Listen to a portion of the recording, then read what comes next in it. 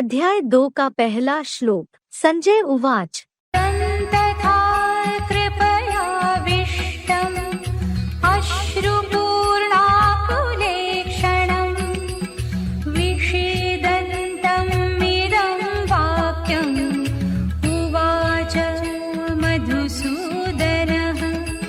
संजय ने कहा, मधु जैसे मीठे काम के हंता शिव बाबा ने इस प्रकार संबंधियों के मोह में करुणा से भरे अश्रुपूर्ण व्याकुल नेत्रों से विषादयुक्त हुए उस अर्जुन को यह वचन बोले।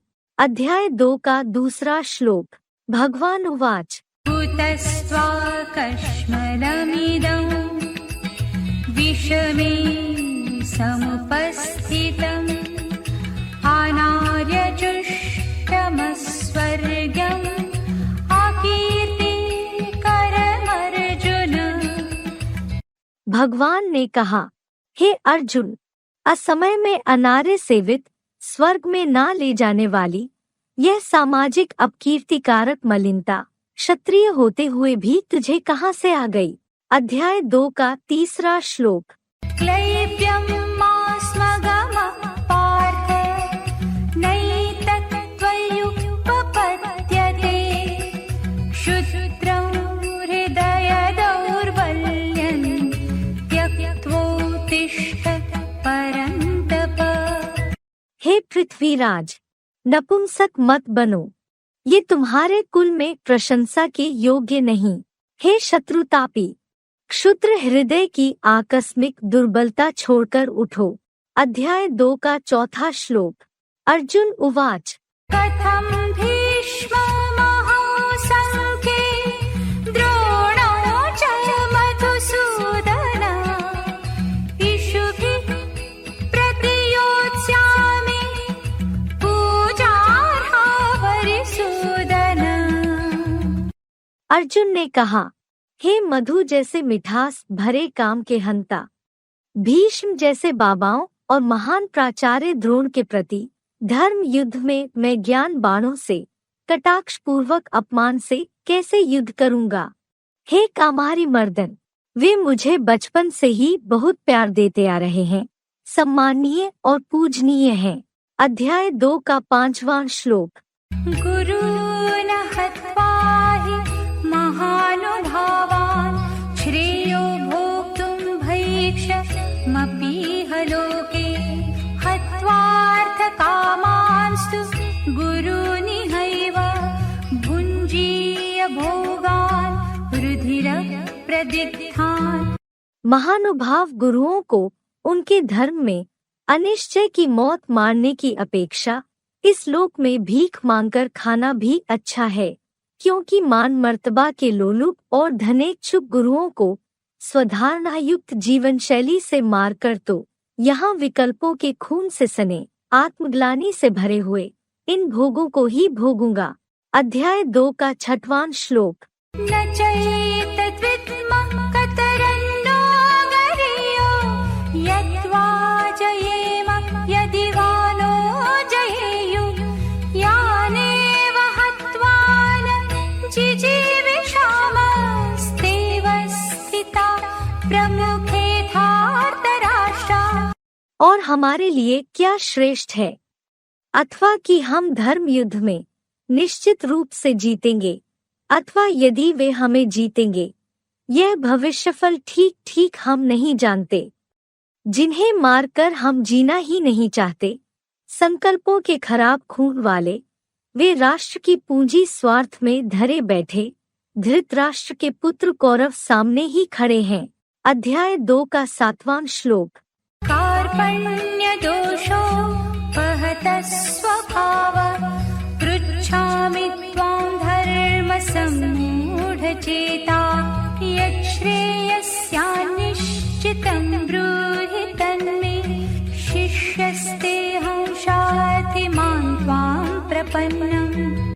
नीचे गिरी हुई पापपूर्ण कलियुगी मनबुद्धि की दीनता के दोष से विकृत स्वभाव वाला सद्धर्म कर्म की बातों में महामूर्ख मैं आप त्रिकालदर्शी भगवान से पूछता हूँ, मेरे लिए जो भलाई की सद्धर्मानुकूल ऐसी निश्चित बात हो वह मुझे बताइए।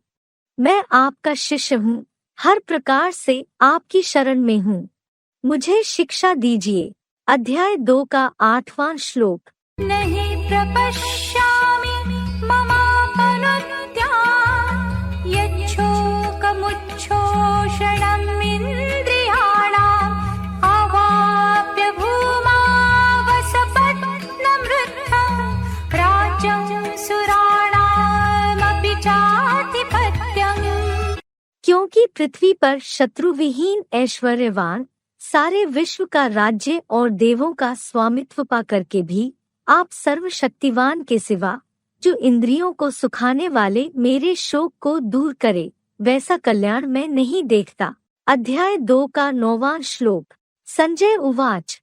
एवमुक्त्वा ऋषिकेशं गुडाकेशः परन्तप न योत्स्य इति गोविन्दम् उक्त्वा तूष्णीं बभूवः। शत्रुतापत निद्राजीत अर्जुन ह्यूमन बच्चियों के प्रकृतिवेत्ता जितेंद्रिय गोविंद से ऐसा स्पष्ट कहकर कि मैं सम्माननीय गुरुजनों से धर्म निर्णायक युद्ध नहीं करूंगा, इतना सीधा कहकर अभी अभी दुख और संशयहर्ता की सीख को मान के भी न करके चुप हो गया। अध्याय 2 का 10वां श्लोक। तमुवाच ऋषिकेश प्रहसन्निव भारत सेनयोरुभयोर्मध्ये विषीदन्तमिदं वच।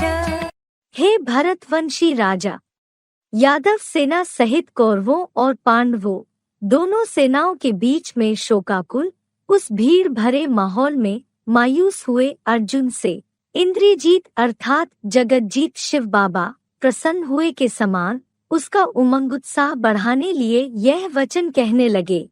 अध्याय 2 का 11वां श्लोक।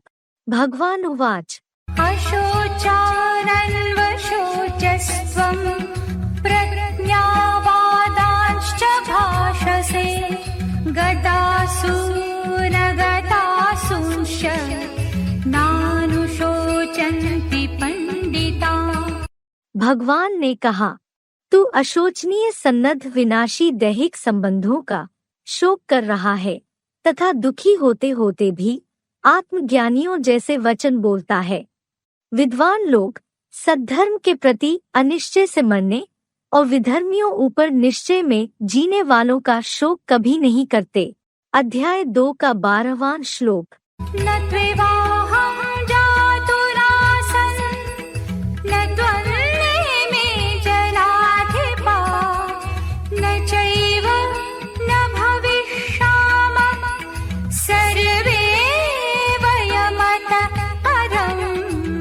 मैं अक्षयात्म ज्योतिरूप शिव कोई समय न था, ऐसा नहीं है, ऐसे ही तू नहीं था, अथवा ये नेतागण ही नहीं थे, और अब बाद में बेहद ड्रामा के आत्मस्टार रूप हम सब नहीं होंगे, ऐसा भी नहीं है।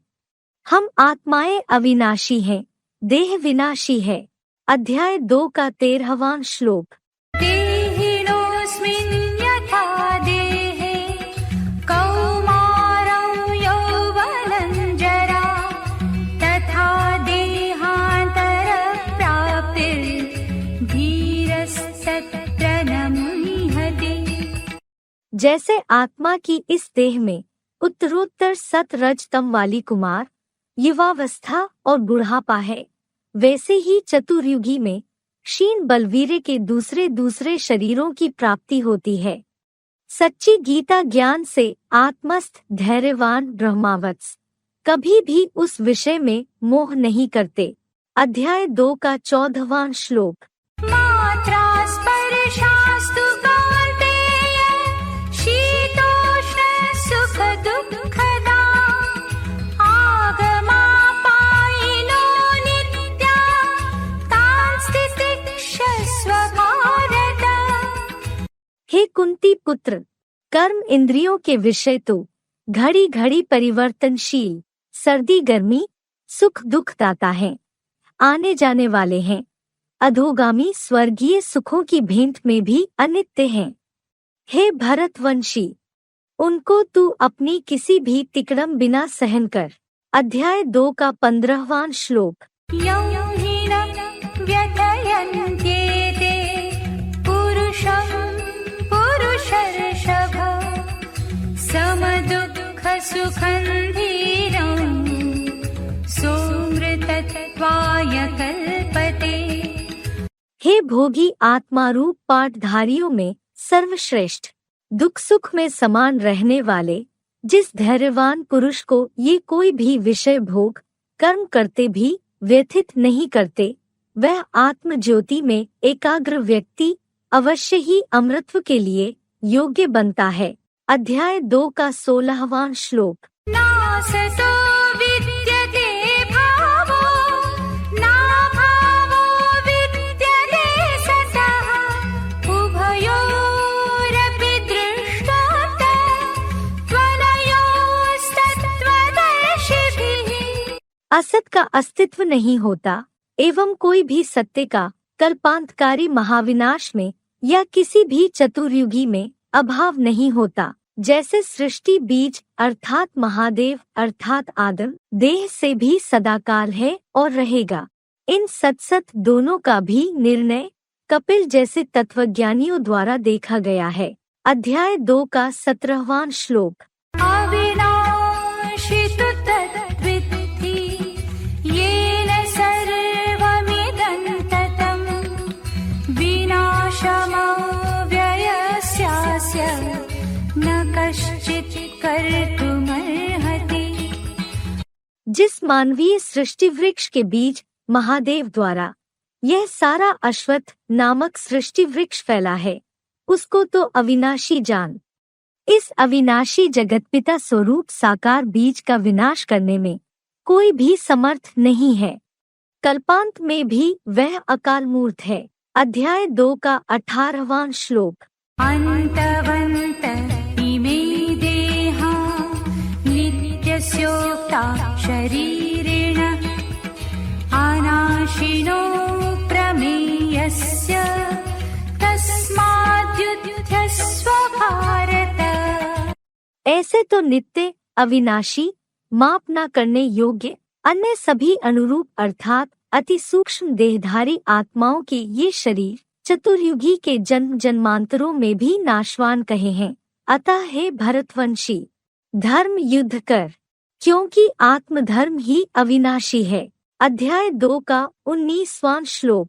येनं वेत्ति हन्तारं यश्चैनं मन्यते हतम् उभौ तौ न विजानीतो नायं हन्ति न हन्यते। जो इस देहधारी आत्मा को मारने वाला समझता है और जो इसे कभी मरा हुआ मानता है, वे दोनों ही ठीक नहीं जानते। वो देहरूप वृक्ष का बीज है। यह आत्मा कल्पांत के महाविनाश में भी न किसी को मारता है और न मारा जाता है। अध्याय 2 का 20वां श्लोक। न जायते म्रियते वा कदाचित् नायं भूत्वा भविता वा न भूय अजो नित्य शाश्वतोऽयं पुराणो न हन्यते हन्यमाने शरीरे। यह कभी न जन्मता है और न मरता है।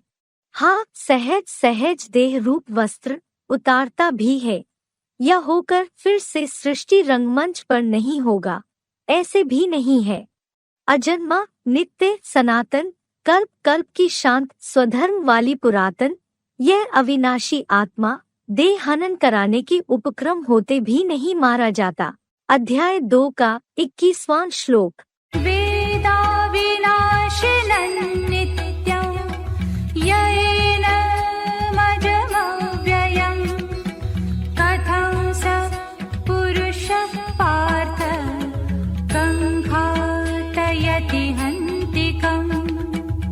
हे पृथ्वीपति, जो इस ज्योतिर्मय अनुरूप आत्मा को नित्य जन्म रहित अक्षय व अविनाशी जानता है, वह अपने स्वभाव संस्कार की अविनाशी आत्मा होते भी किसको कैसे मरवाता है और यहाँ प्रकृति के अधीन भी किसको मारता है। अध्याय 2 का 22वां श्लोक। वासांसि जीर्णानि यथा विहाय नवानि गृह्णाति नरोपराणि तथा शरीराणि विहाय जीर्णानि यन्यानि संयाति नवानि देहि। जैसे स्वर्ग में आत्माभिमानी श्रेष्ठ मनुष्य पुराने वस्त्रों को त्याग कर दूसरे नए स्वेच्छा से ग्रहण करता है, उसी प्रकार नवनिर्मित नरक में देहभानी पुराने शरीरों को अपनी अनिच्छा से छोड़कर आत्मा दूसरे नए शरीरों को बरबस ग्रहण करती है। अध्याय 2 का 23वां श्लोक। नैनं छिन्दन्ति शस्त्राणि नैनं दहति पावकः न चैनं क्लेदयन्त्यापो न शोषयति मारुतः। इस आत्मा को शस्त्र नहीं काटते, इसको अन्य जड़त्वमय तत्वों जैसी अग्नि नहीं जलाती, इसको अदर्शनीय हवा नहीं सुखाती और ईश्वरीय ज्ञान जल की पवित्रता के सिवाय जल नहीं भिगोता। प्रत्येक चतुर्युगी पूर्व के महाविनाश में भी यही बात है। अध्याय 2 का 24वां श्लोक। अच्छेद्यो यमदाह्योऽयम् अक्लेद्यो शोष एव च नित्यः सर्वगतः स्थाणुर् अचलोऽयं सनातनः।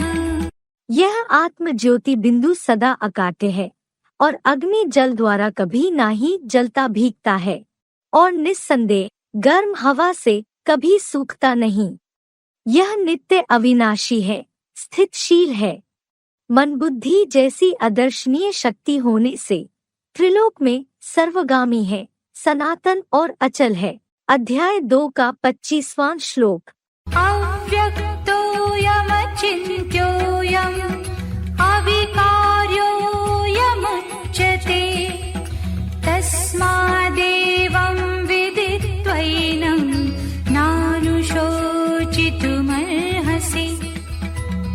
यह अव्यक्त है, यह अचिंत्य है, यह विनाशी पंचभूतों का संग न रहने पर सदा निर्विकारी बताई जाती है। इसलिए इसको ऐसा पृथ्वी जलादि पंचभूतों से पृथक जानकर शोक करने के योग्य नहीं है, क्योंकि आत्मा सुख शांति रूप है। अध्याय 2 का 26वां श्लोक।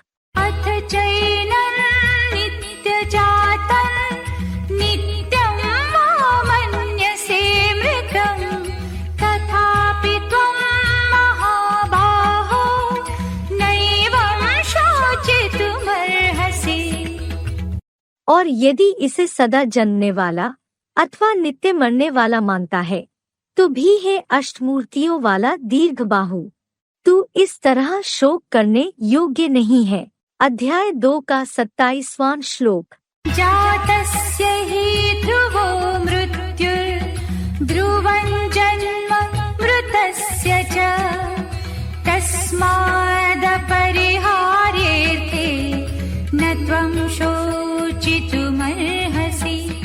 क्योंकि जन्मने वाले की मृत्यु निश्चित है और उसी तरह देह द्वारा मरने वाले का जन्म निश्चित है। देहभान है तो जन्म मृत्यु भी रहेगी। अतः ना टलने योग्य बात में अविनाशी ड्रामा समझ तू शोक करने योग्य नहीं है। कल्प कल्प जन्म मृत्यु का दुख नरक में होता ही है। अध्याय 2 का 28वां श्लोक। अव्यक्तादीनि भूतानि व्यक्तमध्यानि भारत अव्यक्तनिधनान्येव तत्र का परिदेवना। हे भरतवंशी, सृष्टि आदिकाल में भी प्राणियों का अंत और आदि अदृश्य है, मध्य जीवन व्यक्त है। मृत्यु बाद या कल्पांत अर्थात महाविनाश में भी अव्यक्त है। उस हूबहू कल्प की आवृत्ति में क्या शोक करना, किंतु पुरुषोत्तम संगम में 100% आत्मस्थ बन जाने से। अध्याय 2 का 29वां श्लोक। आश्चर्यवत् पश्यति कश्चिदेनम् आश्चर्यवत् वदति तथैव चान्यः आश्चर्यवच्चैनमन्यः शृणोति श्रुत्वाप्येनं वेद न चैव कश्चित्। इस हीरो को कोई नंबरवार जानकार आश्चर्य से बताता है और दूसरा वैसे ही आश्चर्य से देखता है और दूसरा कोई कुछ जानते हुए भी इसको आश्चर्य से ही सुनता है और कोई अनास्थावान नास्तिक पूरा अधूरा अनमने से सुनकर भी इसे नहीं जान पाता। इसीलिए संसार में नंबरवार सुखभोगी हैं। श्लोक से संबंधित शिव बाबा के महावाक्य। शंकर क्या करते हैं? उन हीरो का पाठ ऐसा वंडरफुल है जो तुम विश्वास कर ना सको। मुरली तारीख 14 मई 1970। अध्याय 2 का 30वां श्लोक। देहे नित्यमवध्यो यन् देहे सर्वस्य भारत तस्मात् सर्वाणि भूतानि न त्वं शोचितुमर्हसि। हे ज्ञान आभा में रत अर्जुन, यह सृष्टि बीज हीरो परम प्लस आत्मा सबके शरीरों में पुरुषोत्तम संगम के नंबरवार पुरुषार्थ से प्राप्त सहज राजयोग की ऊर्जा से सदा अवध्य है। इसलिए तू इस धर्म युद्ध में हाजिर सभी प्राणियों का भी इतना शोक करने के लिए योग्य नहीं है। अध्याय 2 का 31वां श्लोक। स्वधर्ममपि चावेक्ष न विकम्पितुमर्हसि धर्म्याधियुद्धात् श्रेयोऽन्यत् क्षत्रियस्य न विद्यते। इसके अलावा अपनी आत्मा के क्षात्र धर्म को भी देखकर तू विचलित होने योग्य नहीं है, क्योंकि धर्म युद्ध के सिवाय चारों वर्णों में विशेष रूप से तेरे जैसे क्षत्रिय के लिए क्षात्र धर्म से मिले राज्य रक्षा सिवा कोई दूसरा कल्याण नहीं है। अध्याय 2 का 32वां श्लोक। यदृच्छया चोपपन्नौ स्वर्गद्वारमपावृतं सुखिनः क्षत्रिया पार्थ लभन्ते युद्धमीदृशम्। सिविल वॉर द्वारा अनायास प्राप्त हुए और खुले हुए स्वर्ग के द्वार वाले ऐसे महान धर्म युद्ध को हे पृथ्वीपति सुखी क्षत्रिय जन ही पाते हैं। श्लोक से संबंधित शिव बाबा के महावाक्य। जो मायावी विकारों के युद्ध के मैदान में देह व देहभान को छोड़ेंगे वे स्वर्ग में आवेंगे। मुरली तारीख 6 मई 1967।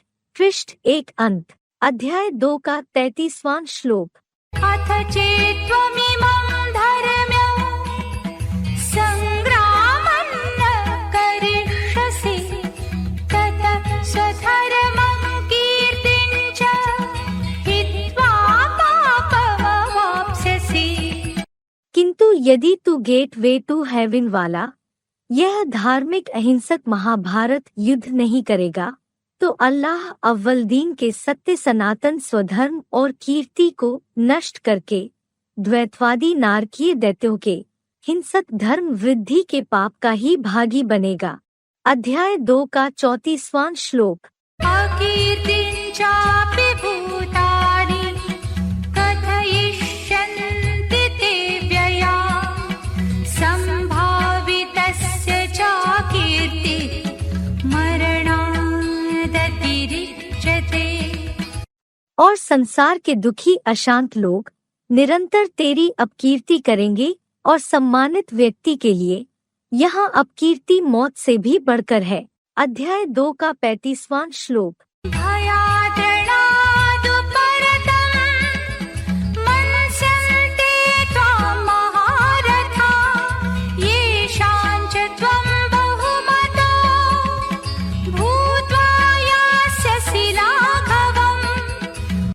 महारथी तुझको क्षत्रिय योद्धा होते हुए भी विरोधियों के भय से धर्म युद्ध से भयभीत व विमुख हुआ मानेंगे और जिनके मन में तेरा महानतम धनुर्धर होने का इतना अधिक मान है, वे ही अविनाशी भारत के सत्य सनातनी लोग तुझको तुच्छ समझेंगे। अध्याय 2 का 36वां श्लोक।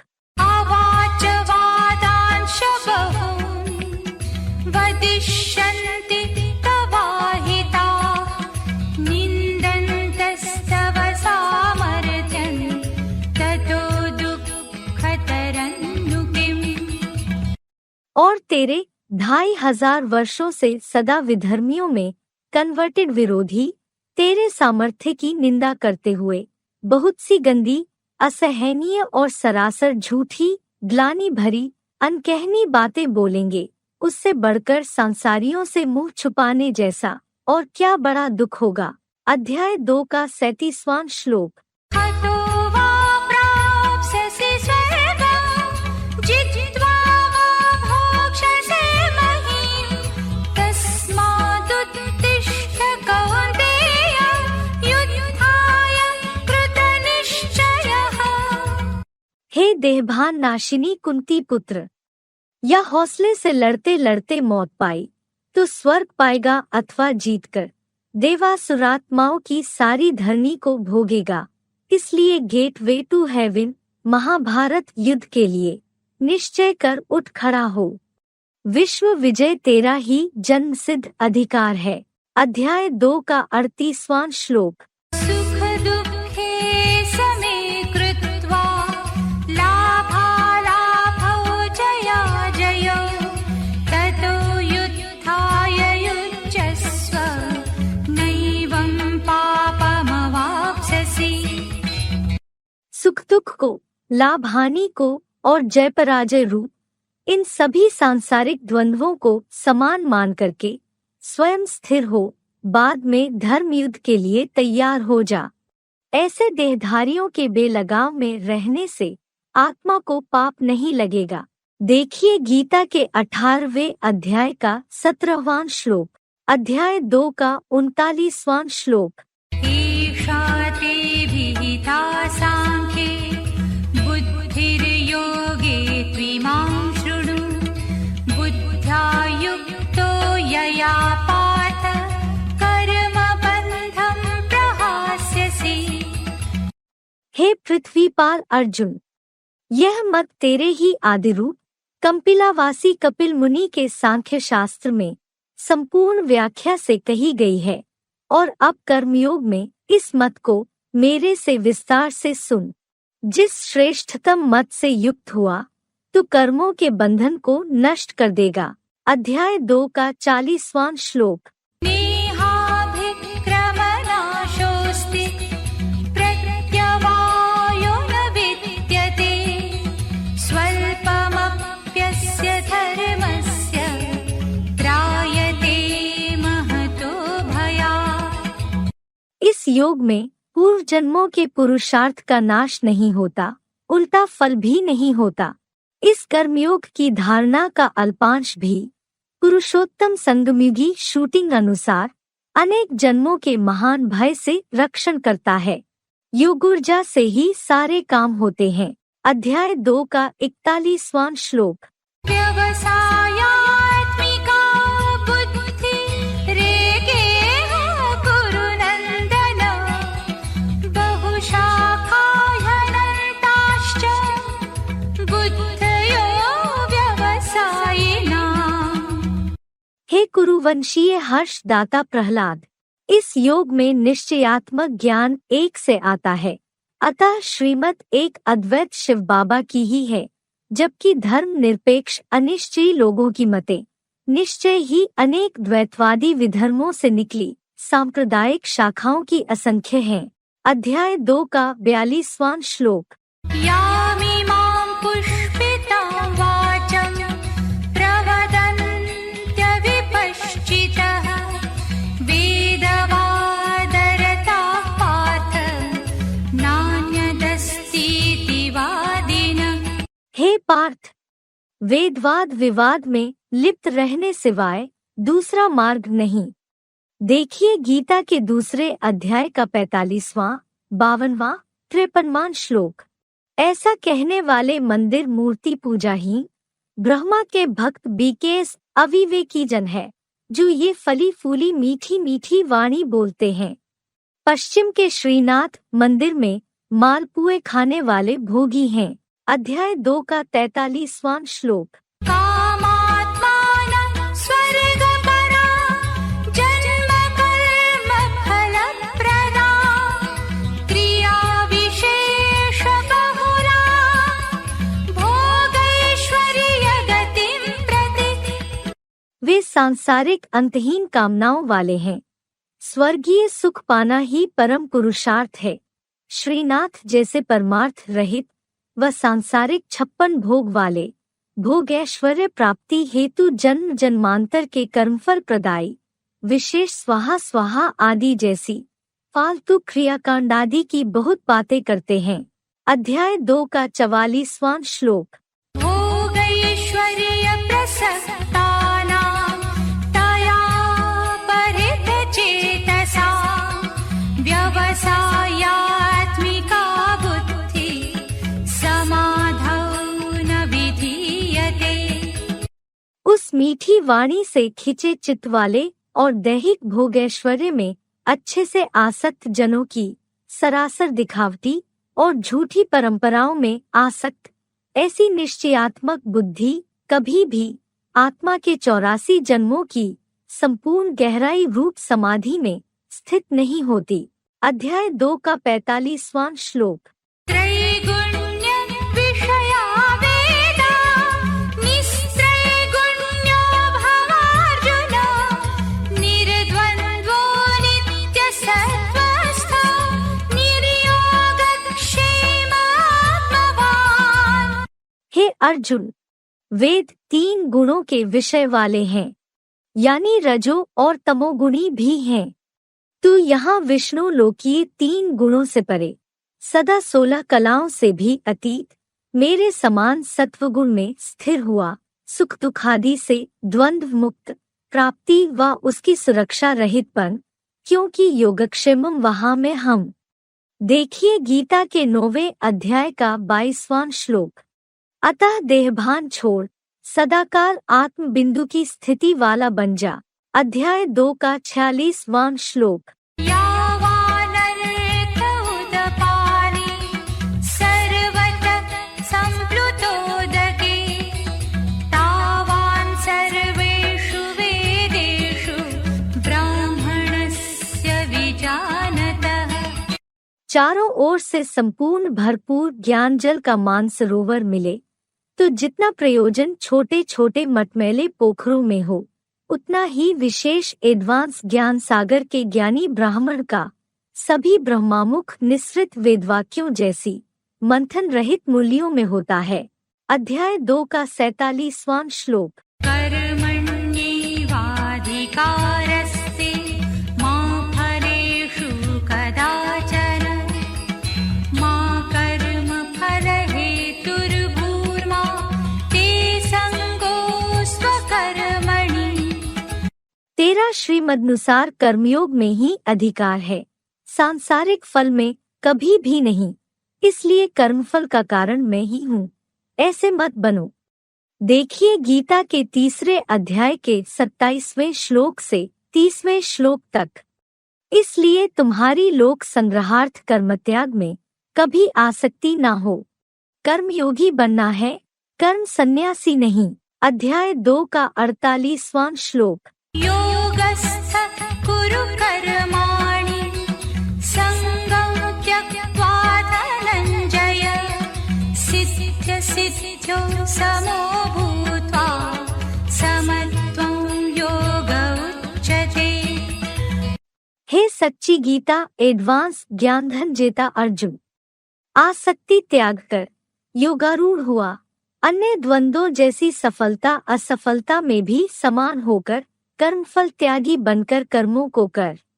हर प्रकार के द्वंद्वों में सदाकाल समत्व ही योग कहा जाता है। अध्याय 2 का 49वां श्लोक।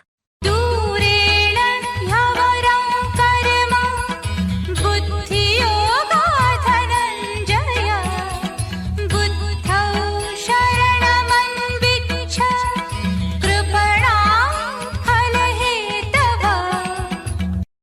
ज्ञानधन जेता अर्जुन, एक सर्वोत्तम शिव में बुद्धियोग लगाने सिवा केवल कर्म करना अति नीचा है। बड़े बड़े धर्माधीश बुद्धिमानों की भी बुद्धि त्रिनेत्री शिव बाबा की शरण ले। कर्मफल के इच्छुक कंजूस हैं, विश्व कल्याणार्थ किसी को कुछ नहीं देना चाहते।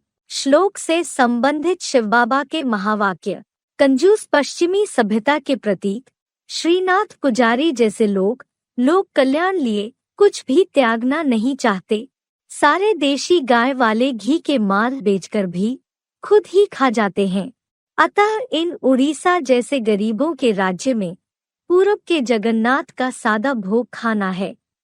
इसीलिए बाबा ने मुरली तारीख 26 जून 1970 में बोला, सभी से फर्स्ट क्लास शुद्ध खाना है, दाल या कड़ी, चावल, आलू। अध्याय 2 का 50वां श्लोक। बुद्धियुक्तो जहातीह उभे सुकृत दुष्कृते तस्माद्योगाय युज्यस्व योगः कर्मसु कौशलम्। बुद्धियोगी इस लोक में दोनों प्रकार के अच्छे और बुरे माने जाने वाले कर्म जैसे दान, धर्म या रिश्वत, चोरी चकारी आदि भी छोड़ देता है। कर्मों में कुशलता ही योग है। अतः क्षेत्र रूप अर्जुन के मुकर्रर रथ प्लस क्षेत्रज्ञ शिव ज्योति के योग में जुट जा। अध्याय 2 का 51वां श्लोक।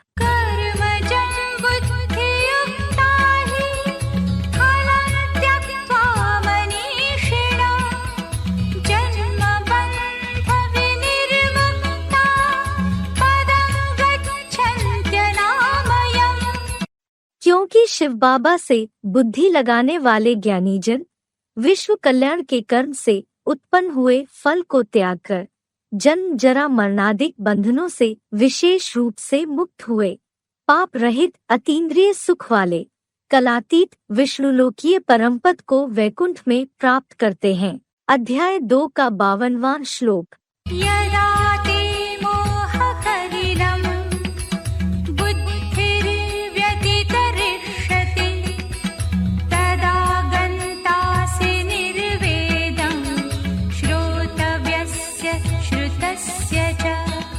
जब तेरी द्वापुर से ही विकारी बनी बुद्धि शास्त्र, दैहिक गुरुओं, मीडिया आदि की सुनी सुनाई और विदेशियों विधर्मियों की अंधश्रद्धा युक्त झूठी बातों के मोह रूप कीचड़ को भली भांति पार करेगी, तब मिसाइलों से भस्मीभूत होने वाली दुनिया के वैराग्य को प्राप्त होगा। श्लोक से संबंधित शिव बाबा के महावाक्य। सुनी सुनाई बातों पर ही भारतवासियों ने दुर्गति को पाया है, अभी भी पाते जा रहे हैं। मुरली तारीख 30 जनवरी 1971, पृष्ठ 4 आदि। अध्याय 2 का 53वां श्लोक। श्रुति विप्रतिपन्ना ते यदा स्थास्यति निश्चला समाधावचला बुद्धि तदा योगमवाप्स्यसि। जब तेरी श्रुतियों से भ्रमित बुद्धि साक्षात आए हुए परमात्मा की स्मृति में अविचल स्थिर होगी, तभी अति सूक्ष्म आत्म स्टार रूपी रिकॉर्ड के अंदर 84 जन्मों के स्वदर्शन चक्रगत सागर मंथन में लगेगी, तब योग की समाधिगत स्थिति को पालेगा। श्लोक से संबंधित शिव बाबा के महावाक्य। इन शास्त्र आदि पढ़ने से आज तक भी किसको सद्गति नहीं मिली है। मनुष्य आत्माओं की सद्गति का ज्ञान इन शास्त्रों में नहीं है। मानवीय गीता से भी किसी की सद्गति हो नहीं सकती। मुरली तारीख 20 मई 1992, पृष्ठ 1 आदि। अध्याय 2 का 54वां श्लोक। अर्जुन उवाच। स्थितप्रज्ञस्य का भाषा समाधिस्थस्य केशव स्थितधि किं प्रभाषेत किमासीत व्रजेत किम्। अर्जुन ने कहा, क प्लस ईश अर्थात हे ब्रह्मा रूपी बेसमझ बैल के ईश्वर, बेहद नेपाल के चेतन पशुपति नाथ, स्थिर बुद्धि की अर्थात संपूर्ण प्लस अधि प्लस थ से निरंतर आत्म स्टार की पूरी गहराई में स्थिर की क्या परिभाषा है। स्थिर बुद्धि आहार विहार रहन सहन आदि में कैसे बोलता है, कैसे बैठता है और कैसे चलता है। स्थिर बुद्धि की सारी माहिती चाहिए। अध्याय 2 का 55वां श्लोक। भगवान उवाच प्रजहाति यदा कामान् सर्वान् पार्थ मनोगतान् आत्मन्येवात्मना तुष्टः स्थितप्रज्ञस्तदोच्यते। भगवान ने कहा, हे पृथ्वीपति, मनसा संकल्पों में चलने वाली सभी कामनाओं को मनुपुत्र मानव जब भली भांति त्यागता है, अपने आप से आत्मस्टार में या परमात्म स्मृति में ही संतुष्ट रहता है, तब स्थिर बुद्धि वाला कहा जाता है, अन्यथा नहीं कह सकते। फुटनोट। बाबा ने मुरली में कहा है, इच्छा मात्रम अविद्या। मुरली तारीख 10 अप्रैल 1968। देखिए गीता के 4थे अध्याय का 19वां श्लोक, 6वें अध्याय का 4था श्लोक, 18वें अध्याय का 24वां श्लोक इत्यादि। अध्याय 2 का 56वां श्लोक। दुःखेष्वनुद्विग्नमना सुखेषु विगतस्पृहा वीतरागभयक्रोध स्थितधीर्मुनिरुच्यते। दुखों में उद्वेग बेचैनी से रहित मन वाला, लौकिक सुखों में अनासक्त रहने वाला, इच्छा रहित तथा पुरुषोत्तम संगम युग में खास राग भय क्रोध से रहित, ज्ञान नेत्र से इस प्रकार ईश्वरीय महावाक्यों को जानने वाला, मनन चिंतनशील व्यक्ति स्थिर बुद्धि कहा जाता है। अध्याय 2 का 57वां श्लोक।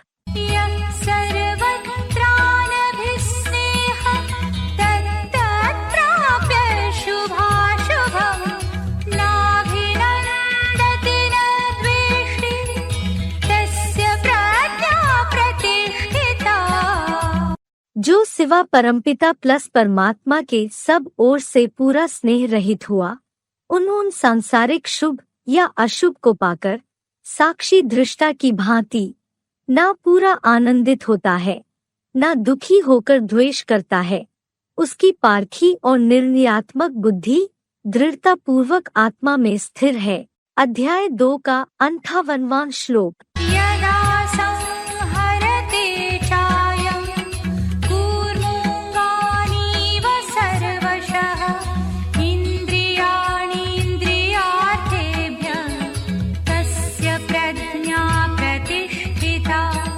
और जब यह योगी कछुए के अंगों की तरह मन के संकल्पों सहित श्रेष्ठ और भ्रष्ट 10 इंद्रियों को, इंद्रियों के रूप रस गंध आदि विषय भोग सब ओर से निरंतर संपूर्ण खींच लेता है, तब उस योगी की बुद्धि दृढ़ता से आत्मस्थिर हो जाती है।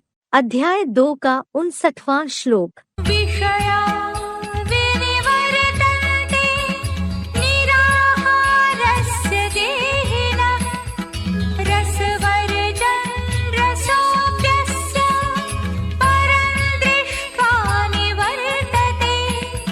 विषय भोग त्यागी देहधारी पुरुष के भोग तो विशेषतः हटते हैं, किंतु रस लेने की पूर्व अनुभूतियों वाली मानसिक आसक्ति नहीं हटती।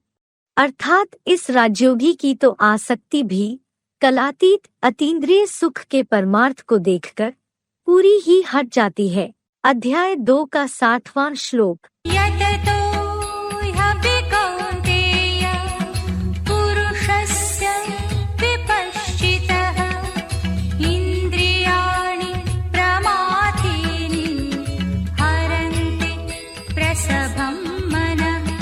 क्योंकि हे देहाभिमान नाशिनी कुन अर्थात देहम दारेती कुंती के पुत्र, प्रयत्न करते हुए बुद्धिमान पारखी पुरुष की भी अच्छे से मथ डालने वाली खास नेत्र और कामेंद्रिय सहित अन्य इंद्रियां अर्जुन रथ के सर चढ़े चंचल कपिध्वज वाले मन को बलपूर्वक खींच लेती हैं।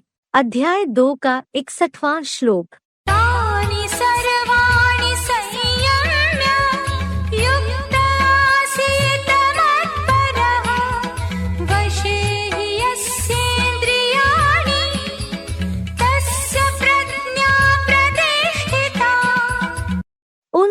इंद्रियों को पूरा वश करके मेरे आश्रित हुआ, मुझ शिव में ही मन लगा, क्योंकि जिस मन बुद्धि वाली ज्योति बिंदु आत्मा की इंद्रियां वश में हैं, उसकी बुद्धि जन जन चंचल बने मन की अस्थिरता से हटकर दृढ़ता पूर्वक स्थिर रहती है। अध्याय 2 का 62वां श्लोक। ध्यायतो विषयान् पुंसः संगस्तेषुपजायते संगात् संजायते कामः कामात् क्रोधोऽभिजायते। विषय भोगों का ध्यान करने वाले पुरुष को उन विषयों में आसक्ति अर्थात लगाव उत्पन्न होता है। आसक्ति से मनसा संकल्प में कामना भली भांति पैदा होती है। दैहिक विकारी कामना प्रायः पूरी न होने से अनियंत्रित क्रोध जोर से उत्पन्न होता है। अध्याय 2 का 63वां श्लोक। क्रोधात् भवति सम्मोहः सम्मोहात् स्मृतिविभ्रमः स्मृतिभ्रंशात् बुद्धिनाशो बुद्धिनाशात् प्रणश्यति। क्रोध से संपूर्ण मोह अर्थात मूर्ता आती है। भरपूर मूर्ता से जर्जरीभूत बुद्धि द्वारा स्मृतिनाश होता है। स्मृति के भ्रष्ट होने से परख और निर्णय शक्ति रूपा समझ शक्ति अर्थात बुद्धि नष्ट होती है, और बुद्धि नष्ट होने से धर्म पर अनिश्चय रूपी मृत्यु होती है। अध्याय 2 का 64वां श्लोक। रागद्वेषवियुक्तैस्तु विषयानिन्द्रियैश्चरन् आत्मवश्यैर्विधेयात्मा प्रसादमधिगच्छति। परंतु राग द्वेष से विहीन अनुशासित मन वाला पक्षपात रहित साक्षी दृष्टा राजयोगी राजयोग शासित आत्मा की वशीभूत इंद्रियों से धर्मानुकूल अर्थात हिंसाहीन समुचित भोग भोगते हुए अविनाशी प्रसन्नता को पाता है। सुख देने से ही सदा सुख होता है। अध्याय 2 का 65वां श्लोक। प्रसादे सर्वदुःखानां हानिरस्योपजायते प्रसन्नचेतसो ह्याशु बुद्धिपर्यवतिष्ठते। प्रसन्नता से इस योगी के जन्म जरादि सब दुखों का नाश हो जाता है, क्योंकि प्रसन्न चित्त की बुद्धि शीघ्र अच्छे से आत्मा में स्थिर होती है। अध्याय 2 का 66वां श्लोक। नास्ति बुद्धिरयुक्तस्य न चायुक्तस्य भावना न चाभावयत शान्तिः अशान्तस्य कुतः सुखम्। जो योगी नहीं उसको बुद्धि नहीं होती, और बुद्धिमानों की बुद्धि शिव से दूर भोगी व्यक्ति में भावना नहीं होती, और श्रद्धा भावनाहीन शांत प्लस नू जैसे को शांति नहीं होती। अशांत व्यक्ति को सुख कहाँ होगा, नहीं हो सकता ना।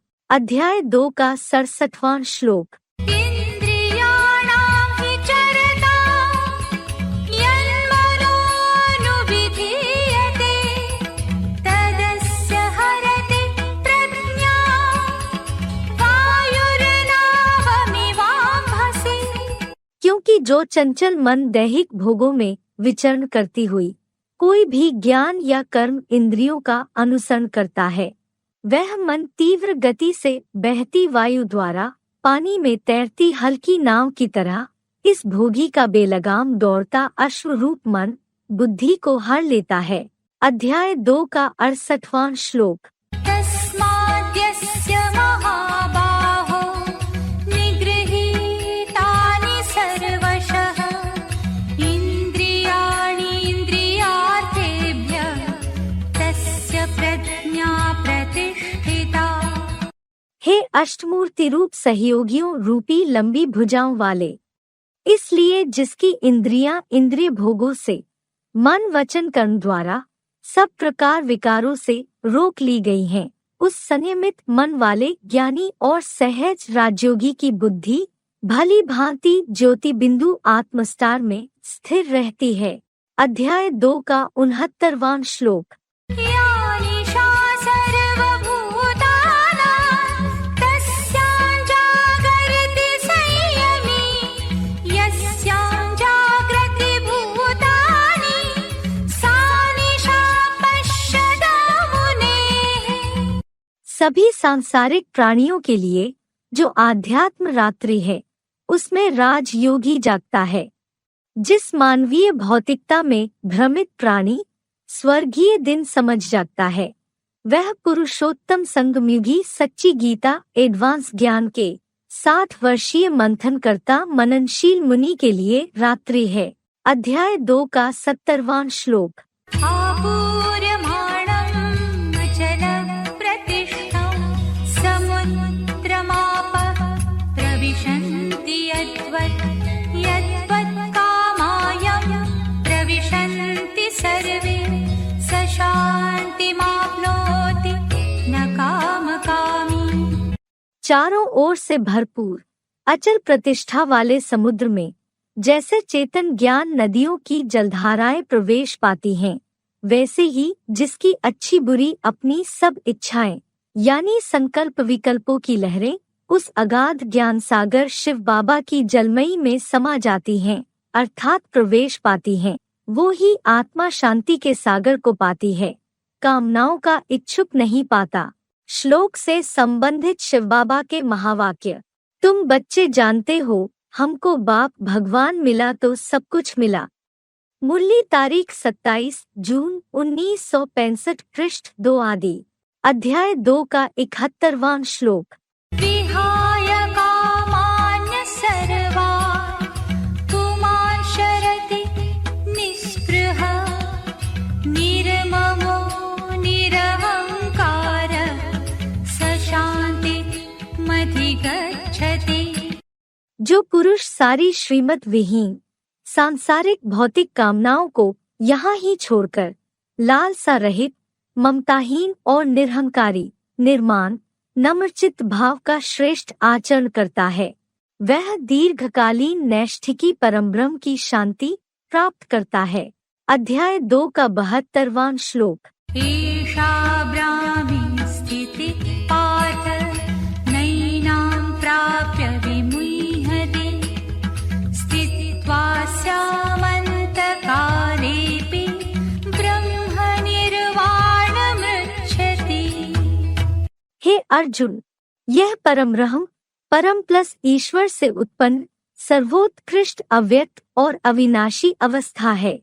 इसे प्राप्त करके योगी मनुष्य किसी व्यक्ति या वस्तु के मोह में नहीं पड़ता और कल्पांत में महाविनाश की महामृत्यु में भी इस अव्यक्त और अविनाशी स्थिति में स्थिर होकर नंबरवार संगठित पंचमुखी ब्रह्माओं में से ऊर्ध्वमुखी परमब्रह्म के निर्वाण धाम को पाता है। ॐ तत्सदिति श्रीमद्भगवद्गीता सूपनिषत्सु ब्रह्मविद्यायां योगशास्त्रे श्रीकृष्णार्जुनसंवादे सांख्ययोगो नाम 2. अध्यायः।